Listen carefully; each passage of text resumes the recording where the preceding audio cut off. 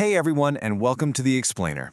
So, if you're an entrepreneur, a freelancer, or running a growing business right here in the Peach State, you are absolutely in the right place today. We're tackling a foundational piece of business compliance, how to properly register a DBA in Georgia. We're going to cut right through all that county-level bureaucracy and give you a crystal clear, totally actionable roadmap. Let's get right into it. Now, I really want to start by asking you a serious question. Are you currently breaking Georgia business law?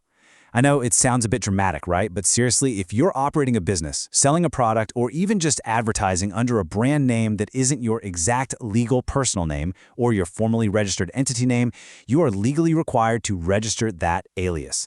Operating under an unregistered brand name poses some pretty severe real-world risks that most founders literally don't realize until it's way too late. To put this into perspective, under the official code of Georgia Annotated, specifically Section 10-1-493, failing to register your business alias is actually considered a misdemeanor offense. No joke. But honestly, beyond the criminal code, ignoring this rule has immediate, painful operational consequences. Without this registration, banks will flat out lock you out of getting a business bank account in your brand's name. And worse, if you ever end up in a contract dispute or litigation using an unregistered name, the courts can actually force you to pay all the court costs simply because you are out of compliance. It is just a massive vulnerability for your hard work. Okay, so let's fix that. Here's our quick roadmap for today. We'll start with understanding the why and what, then look at the who. Basically, who's eligible. After that, we'll dive into the how with our step-by-step registration roadmap. Then we'll cover what's next, going over obligations and common mistakes, before finally wrapping the whole thing up. All right, moving right along to Section 1, understanding the why and the what. Let's make sure we're all speaking the exact same language here. In the business world, everyone throws around the acronym DBA, which of course stands for doing business as. You might also hear it called a fictitious business name or an assumed name. But here is the really critical distinction you need to remember for our purposes.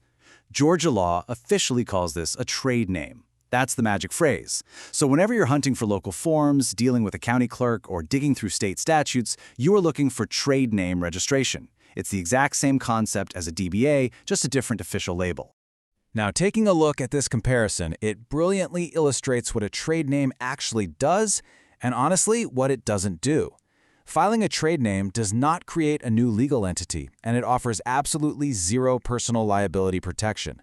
It's not a magic shield. It also doesn't give you exclusive rights to the name across the state.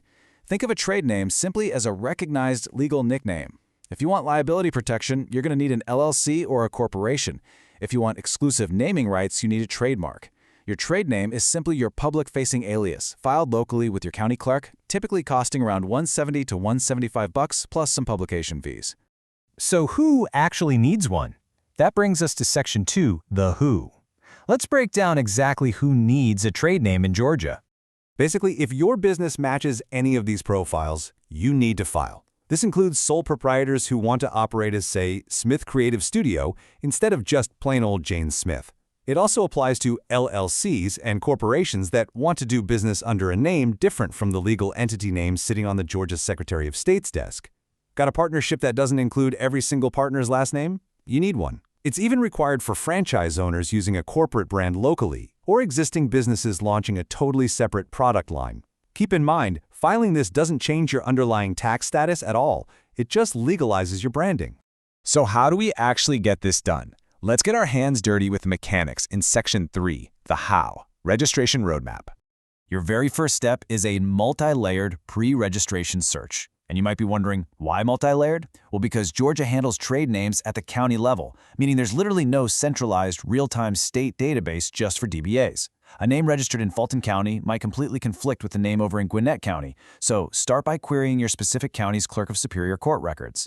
Next, you definitely want to search the Georgia Secretary of State eCorp database to ensure your name doesn't clash with an officially registered LLC or corporation. And finally, check the USPTO trademark database. Doing this thorough homework upfront prevents your application from being instantly rejected and protects you from major infringement headaches down the road. Step 2 is preparing your actual paperwork. You're going to need to grab the application to register a business to be conducted under a trade name from your local county clerk. On this form, you'll provide the exact trade name you want, the full legal names and addresses of all the owners, the principal address of the business within that specific county, and a clear, concise description of the nature of your business operations. Now please pay super close attention to this specific notary block. This is a crucial point where so many people make a really frustrating mistake. Georgia law has a hard, non-negotiable requirement. You must get your application notarized. But, and this is a big but, you absolutely cannot pre-sign the form at home. Do not do it. You must sign the document in the physical presence of a notary public. If you walk into the clerk's office with an application you already signed in your kitchen, they are going to reject it on the spot. All right, step 3 is to file and pay. You'll take your fully completed, properly notarized application and submit it to the clerk of the Superior Court in the county where your business chiefly operates. Quick side note, if you're a domestic corporation using an alternate name, you file in the county of your legal domicile. Be prepared to cover those filing fees, which generally hover around $170 to $175. But definitely confirm the exact amount and the accepted payment methods with your specific county clerk before you go. Okay, so you filed your paperwork. High five! But you aren't completely finished just yet. Let's look at Section 4, What's Next, where we'll cover your ongoing obligations and a few sneaky pitfalls to avoid. So taking a look at this excerpt from a trade name registration, it outlines a mandatory post-filing obligation.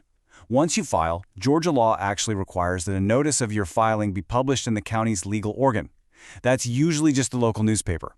It needs to run once a week for 2 weeks. This public notice is a strict legal requirement under OCGA Section 10-1-491. It's basically there to ensure the public knows exactly who is operating behind the assumed business name. As you move forward, let's keep you out of trouble by highlighting some common naming mistakes we see all the time. First off, you cannot include corporate designators like LLC or INC in your trade name if your entity isn't actually legally structured that way. You also can't imply any government affiliation, so no department of anything. Plus, you can't use restricted terminology like bank, insurance, or trust without holding the appropriate state licenses. And finally, the biggest mistake of all is assuming that your county-level registration acts as a statewide or national trademark. It absolutely does not. It literally just gives you the legal right to use the name locally. So, what does this all mean? The crucial takeaway here is understanding the immense, real-world benefits this properly completed registration unlocks for you. On the marketing side of things, it allows a sole proprietor to trade under a highly professional brand name, or it lets a single LLC launch multiple distinct product lines seamlessly. And on the financial and privacy side, it keeps your personal name off of your public storefront. Most importantly, it clears the way for commercial banking. Seriously, you cannot walk into a Georgia bank with a check made out to Smith Creative Studio and deposit it into Jane Smith's personal checking account without this trade name paperwork in your hand. It's a real game changer. Well, we've definitely covered a lot of ground today. Let's head into Section 5, the wrap-up. If you're ready to get compliant and cross this off your to-do list, your next steps are mapped out right here. First, head over to the Georgia Secretary of State's eCorps website to begin your state-level entity name search. Then, track down your specific county clerk of Superior Court's website. That's where you're going to find your localized application form, fee schedules, and local index searches. And hey, if complete brand exclusivity is your ultimate goal, make sure to visit the USPTO website to run a proper federal trademark search. As we finish up, I really want to leave you with this final thought to consider. Is your brand legally protected and positioned to grow seamlessly? Or are you currently leaving your hard work vulnerable to rejected bank accounts, ugly contract disputes, and local fines? Taking the time to secure your trade name is just a small administrative step, but it secures the very foundation of your brand's identity here in Georgia. Finally, just a quick disclaimer before we go. The information provided in this explainer is strictly for educational purposes only, and really should not be considered legal advice. Rules can and do vary by county, so please always consult a legal professional or a trusted business advisor to get personalized guidance tailored to your specific situation. Thank you so much for joining me today to master the Georgia trade name process. Now go out there and build your brand with absolute confidence.